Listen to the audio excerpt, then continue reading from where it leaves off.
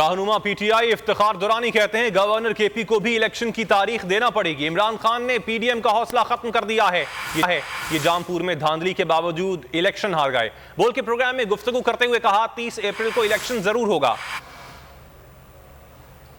خیبر پختونخوا جو ہے ہمارے پہ ایک گورنر مسلط کیے گئے ہیں، ان کو ڈیٹ دینی پڑے گی۔ جو ہمت و حوصلہ ہے نا جی پی ڈی ایم کا، وہ عمران خان نے ختم کر دیا۔ راجن پور ایک بڑی زبردست مثال ہے ہمارے لیے کہ ان لوگوں نے کوئی ایسا حربہ چھوڑا نہیں جس سے الیکشن کو جو ہے یہ انفلوئنس کر سکتے۔ سپریم کورٹ نے بھی کافی ان کو باندھا ہوا ہے کہ جی آپ کوئی بھی کلاز ایڈ نہیں کریں گے جس میں کوئی ریزن کریٹ کریں کہ الیکشن نہ ہو۔ تو الیکشن 30 اپریل کو انشاءاللہ ہوگا جی۔ جب دونوں صوبوں میں الیکشن ہو جائیں اور اس کے بعد قومی اسمبلی کے انتخابات ہوئیں تو ہمیں فائدہ زیادہ ہے اس میں۔ ایگزیکٹلی وہ زبان جو ہے مریم نواز نے یوز کی، اور اس کی کوئی عدالت نہیں ہے جو اس کا نوٹس لے لے کہ وہ برملا ان کے اوپر ذاتی زندگی پہ دوبارہ اٹیک ہو رہا ہے۔ اس وقت مریم نواز جس طرح وہ بول رہی ہے وہ ایگزیکٹلی وہ لینگویج بول رہی ہے جس میں جب عمران خان صاحب پہ نومبر میں اٹیک ہوا، قاتلانہ حملہ ہوا، وہی زبان ہے۔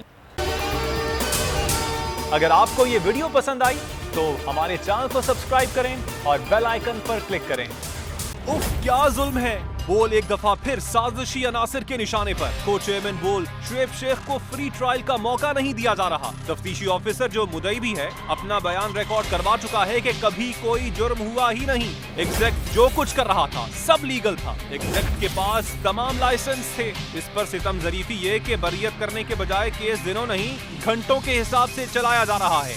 فری ٹرائل کی دھجیاں اڑا دی گئیں۔ آئین میں موجود انفرادی حقوق کو پامال کیا جا رہا ہے۔ متعلقہ جج کے خلاف درخواست دائر کر دی گئی ہے۔ بول کے خلاف انتقامی کارروائیاں زوروں پر ہیں۔ بول کا عدلیہ کی عزت کے لیے کھڑے رہنے کا عزم۔ بول کا عدلیہ کو سلام۔